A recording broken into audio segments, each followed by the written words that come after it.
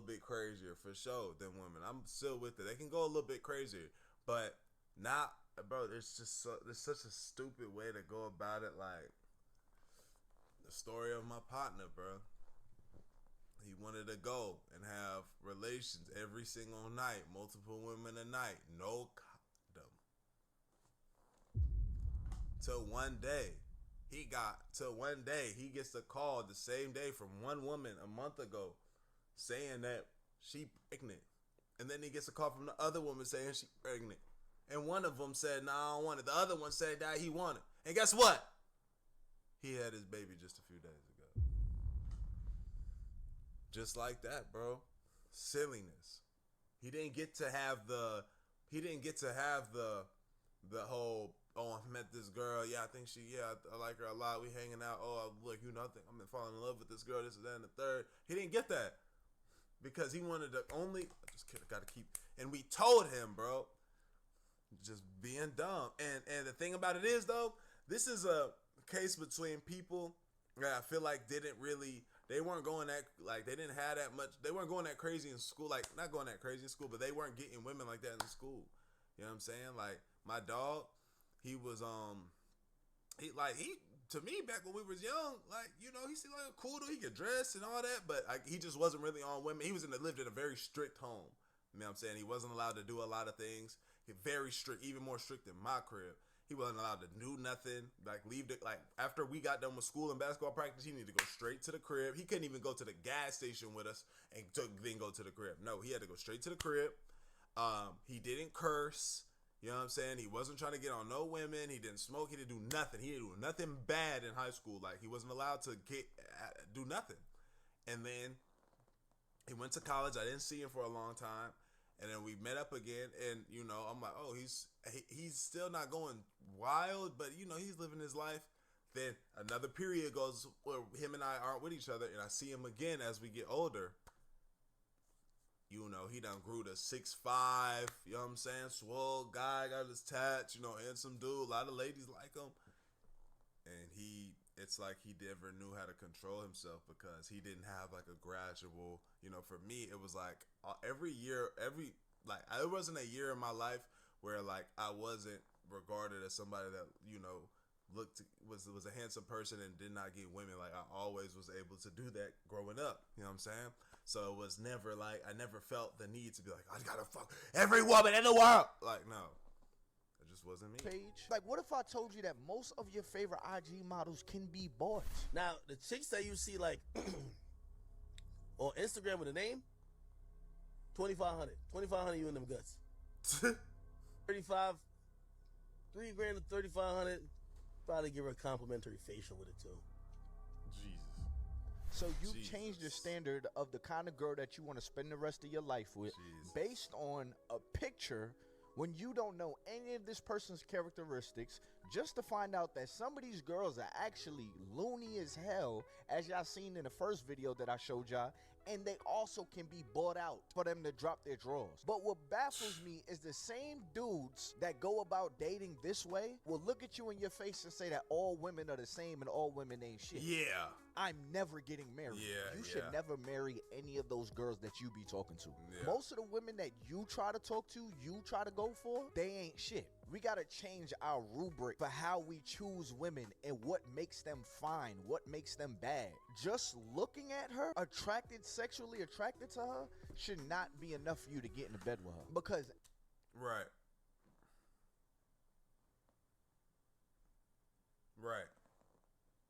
That's it, should not. But I say if as a single male and you living your life, I get it, bro. What I'm trying to say is, bro, don't make a habit out of this. Now, one time can be a mistake. That's unfortunate. I'm keeping it honest. Ty Biggie, let him tell you if you want to do the exact right thing, how you supposed to move. Let Ty Biggie tell you.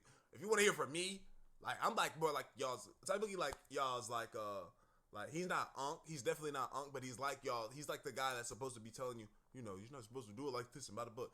I'm like your older brother. Look, my name.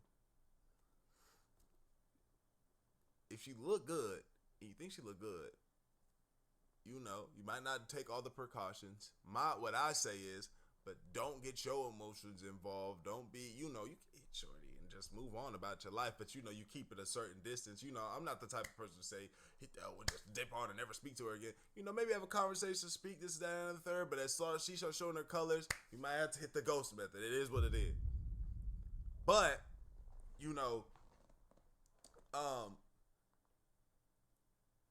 don't make it a habit of like, I gotta hit some shit every night. Who can I hit? This is that and the third. It don't matter if she look good. It don't matter if she look like it don't matter if she ugly, if she fine, if she in the middle. Like, nah, bro. Like, at least if the women that you trying to be having constant relations with, but you're not trying to be in a relationship with, at least know their character to a point.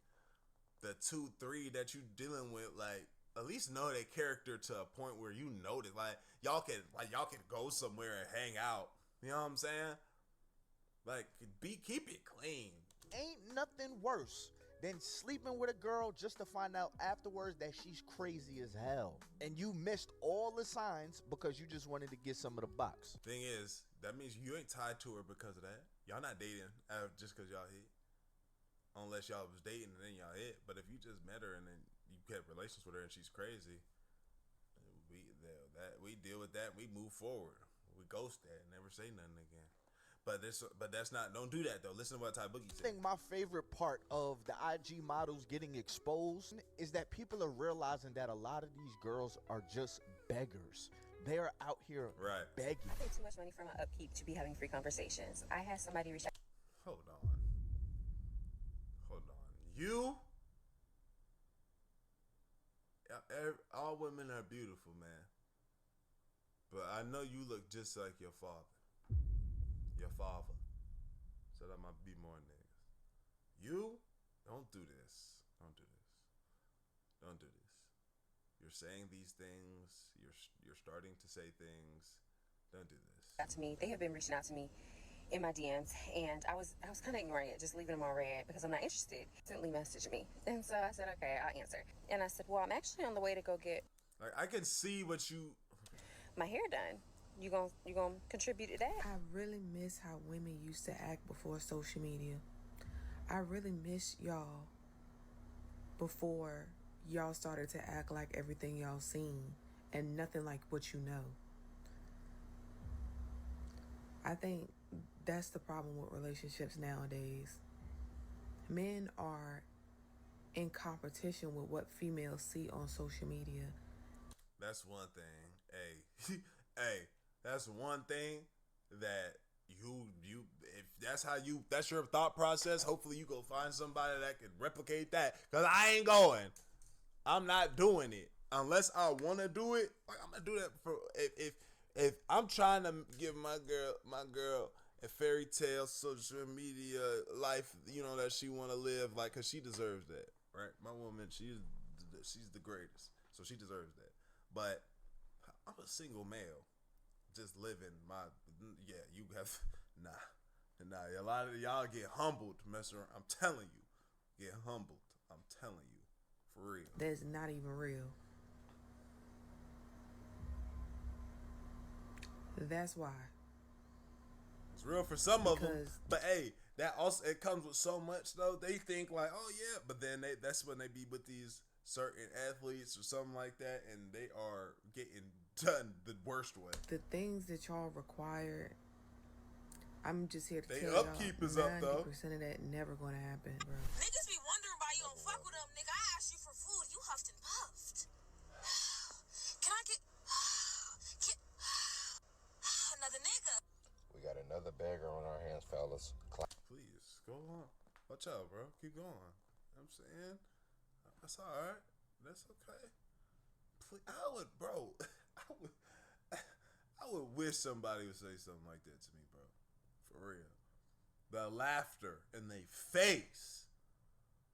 Clock that T. Look, a lot. Niggas are saying clock that T now? As men, we saying clock that T? That's what he said? We got another bagger on our hands, fellas. Clock that T. Look. Oh, yeah, nah. That ain't it right there. A lot of these chicks be broke as fuck. Be living horrible lives. Like, they do their little makeup, get their little hair done, which is pretty cheap. you know? But they be living in the projects, they be living with their mamas, with their grandmas, with their aunties, with their best friend, sleeping on somebody's couch, don't have shit. Waiting for you to put on that cape and save a hoe. No, sir. Don't do it. You know, and they had 15, 20 dudes all trying to spend money, you know? Because these chicks be cute, don't get me wrong. But what the fuck they got to do with you handling your money? Another beggar. And I'm pretty sure she ain't the only one. It's 100,000, if not millions of them, waiting for you to come save them, waiting for you to spend your money. And some chicks, they be having their own money. Not all of them, not a lot of them, but some chicks be having their own money and still want you to spend yours. You know, they want you to spend your money on what. You know what's funny too, y'all? You know what's funny too, y'all? You would get with a girl and she doing all that, this is that and the third. Whole time she had this surgery done right here. So her life, at one point she was living like this. At one point she was living like this. She was living a whole different life, and then she got this surgery that made her this IG model, and now she look like this. So now everything done changed for her. So now she expect this, that, and the third. They won't, and they want to spend their money on what they want. Why everybody looking out for her? Who the fuck looking out for you? And I'm really starting to think that these women are unemployed or homeless, because every other video clip, podcast, it's like, oh, how much he got? My man got to make 6 figures. My man needs to drive this kind of car. He needs to pay for my bills. He needs to pay for this. How much money? Money.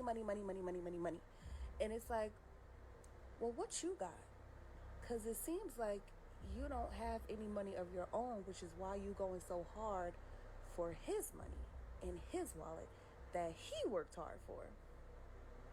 That's always confusing to me. Like, what y'all got going on? I'm not saying you need to date a man that don't got any money at all, but it's also like, I love the fact that I have my own and I come to the table. I'm not begging. I'm not asking for my bills to be paid, rent to be paid. If you want to, and you got it like that, I'm not going to say no. Right. But I'm not out here begging. Right. The begging's got to stop. That being said, y'all let me know what y'all think, man. Like the video, sub, comment, the bitch for the channel, man. I love you. I appreciate y'all. Great for y'all, bro. We gone. Edity lad. Please don't listen to this woman. This doesn't make any sense to me. Okay, she has a terrible track record. Do you agree with everything Kevin O'Leary says? Absolutely not, no. TikTok, the best place to learn economics. Or is it, hey, I'm Yuri, I have a PhD in economics, and I make economics science-based analysis here on Money and Macro. But today we're doing something a little different. Today my producer picked the wildest, most insightful or interesting TikToks and YouTube shorts she could find about economics and asked me to react to them. But just to be clear, I haven't seen any of these before, so what you're about to see are my honest first reactions and then potentially a second one if I have to do a little bit of fact checking to make sure that I give a proper response. So let's see what kind of economic wisdom or chaos the internet has in store for us today. The stock market is projected to crash, followed by the economy. And you are not going to freak out, you're going to be ready. With the tariff wars, with the boycotts, if you needed another excuse to stop spending money, here's another one. I need all the girly pops that stop spending money at Target to have that money ready to invest once the market crashes. The 2008 stock market crash made so many people rich, and we're going to be one of them. If you have stocks, sell them now. Okay, please don't listen to this woman. So in the beginning, she says the stock market is expected to crash. This is something that just doesn't work that way. In the sense that if everybody expects the stock market to crash, then it should have already crashed, because then, of course, people are not going to be holding their stocks. They should have already sold them. So I think for me, as an economist that has studied financial markets for a long time or studied research about financial markets, this is one of the key insights. Nobody knows what the stock market will do next. This is really one thing that researchers find all the time. The stock market is fundamentally unpredictable. So what she's essentially saying is buy the dip, meaning that, okay, if the stock market goes down now, in many cases in history, for example, the Great Recession, but also during COVID, you could have made a lot of money if you bought the dip. But the way I see it, there are two big problems with that. The first is you never know really what the dip is. And the second is that, yes, stock market always goes back up, has been the case for a very long time in the United States, in many other places, but not everywhere. It doesn't have to be that way. For example, the example that I always used in my classes when I taught financial economics is Japan. The bubble popped the early 90s in Japan, a financial bubble. Stock market, the Nikkei index collapsed, and it really took more than 20 years for it to recover to the level that it was back then. So for most people then, buying the dip wouldn't have worked because you didn't know what the dip would have been, so you may have bought even still pretty high, and you could have lost money. Is the only reason that prices go up is due to inflation? Is that the only reason that prices will go up, yes or no? Inflation is defined as prices going up. But I'm asking you, is that the only reason? I know what the inflation definition is. Well, is that the only reason? It's not that it's due to inflation, it's that it is inflation. Lord have mercy. I know, I get it. Is that the only reason that prices of gas and groceries will go up? Wait. Is because of inflation. Here, hold on. A few moments later. Wait. I want you to define the term inflation. Dude, stop. No. 12 seconds later. Well, it's the general level of prices for goods and services rises, reducing the purchasing power of money over time. Thank you. So you just defined inflation as rising prices. Okay. Bingo. So I'm gonna. I don't think you're getting this. I don't think you're getting this. You just said, is the only reason for rising prices rising prices? Do you get that? No, you're not. Hear me out. Hold on. Walt, please, just hear me out, please. Yeah, so if you go on the internet, most people, define inflation as all prices going up. So the guy here is correct. Prices going up cannot be the cause of prices going up. But the money supply expanding, which is the previous definition of inflation, could be, is not always, could be the cause of prices going up. So that's maybe something to keep in mind if you look at inflation videos, especially from the Bitcoin crowd. They tend to use a different definition of inflation than most economists and most people use today. Listen, the last 70 years are not normal, Stephen. The last 70 years are not normal. The last 70 years in Europe and the US, where ordinary people like my dad could work for the post office on less than average wage and buy a house and support a family, it's not normal. It's not normal in the world, and it's not normal in history. Most countries in the world are not like that. Most countries have a small super rich elite and a very large group of extremely poor people. That's most of the country, and it's most of history in this country, and it's most of history in the US. We talk about Charles Dickens. I read Hard Times, and this is written in the 19th century when Britain was like the industrial superpower of the whole world. And at the time, the government was talking about, should we tax these industrialists? And the industrialists were saying, if you tax us, we'll throw our factories into the sea. And it just reminds me, Okay, I'm just going to stop it in the middle. I think he's right, in the sense that he's saying, look, the past 70 years or something is not a normal period economically speaking. And I think that's true. Actually, the period from the 1950s to the 1970s specifically is known as the golden age of capitalism in the West, at least. There was a huge economic growth, and then inequality actually went down. Now, that is something you just don't see that much, and I think gave a lot of hope to many people. And now that's just not there anymore. We've seen economic growth, but especially in the United States and the United Kingdom, and where Gary's from, it's been very unequal, increasingly also in Europe. And yeah, it's true that this is going back to sort of a historical norm. In the Industrial Revolution in the United Kingdom, it was super unequal. The United States development in the early 20th century, late 19th century was super unequal. You had these oligarch classes. This, of course, is also the case in China today, it's the case in India today. In almost all emerging market economies, it's the case.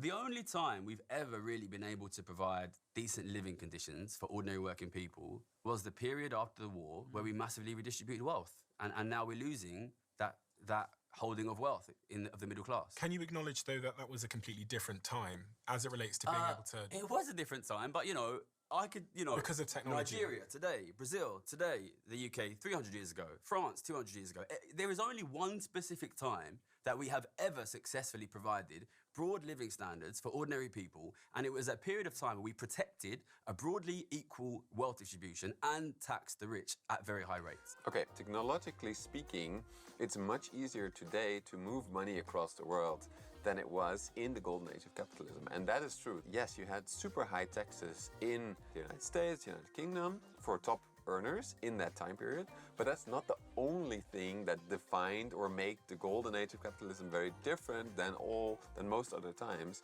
because in this time you had huge or super stringent capital controls, meaning you could not move money across borders that easily. And today you can, and also in the time period that Gary mentions, with the rubber bands in the United States, with these oligarchs in the United Kingdom, money could move across borders super easily. This was a time of hyper-globalization back then, and it is today again as well.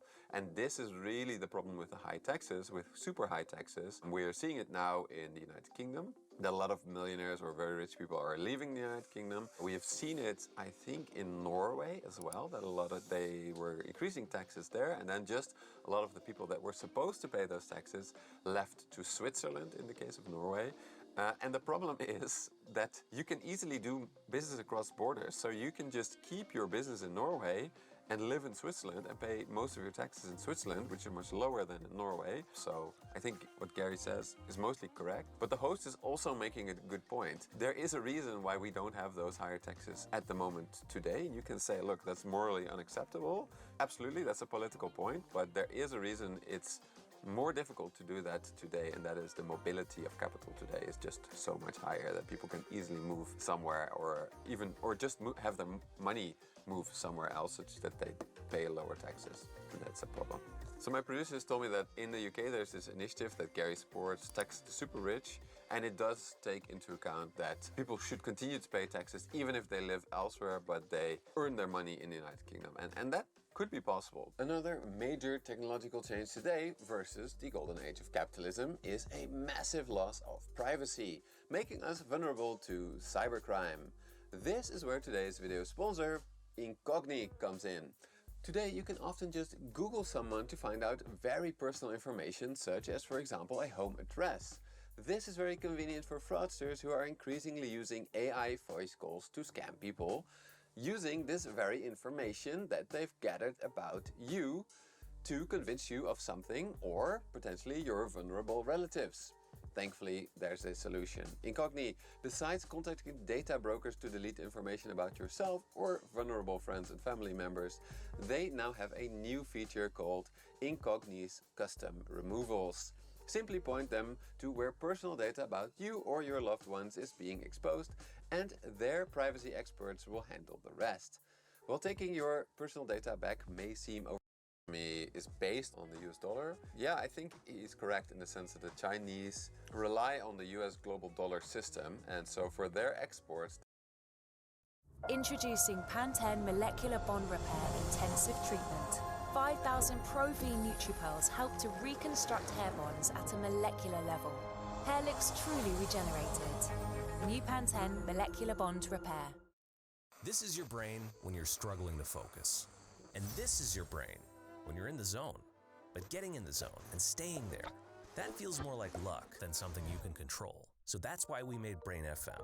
It's like a do not disturb setting for your mind, and it gets you focused in just 5 minutes. Using science and sound, Brain FM guides your brainwaves into an optimal state for productivity called neural phase locking, which For years, the Chinese economy seemed unstoppable. Now people are spending less, the all-important housing sector is in a downturn. A China, then, that is booming, according to its latest economic figures. Okay, it's official. China's economy is getting weirder and weirder. On the one hand, it is showing all the signs of a Japan-style slowdown.